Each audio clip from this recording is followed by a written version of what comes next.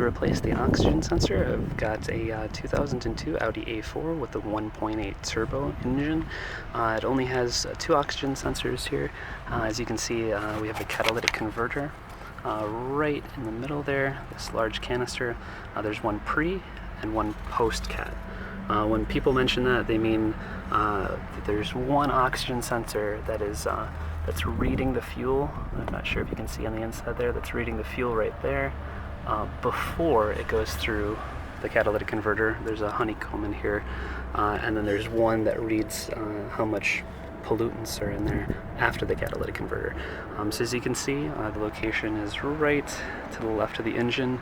I just kind of followed the header and the exhaust manifold right off the turbo here on this side. This one's a little bit more difficult to get to. The plugs just come right across the top here and then plug into a harness on the right hand side of the engine.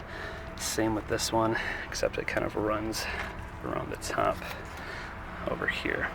If you have any questions or comments, please feel free to post below. Otherwise, I hope this video helps. Have a great day, and thanks for watching.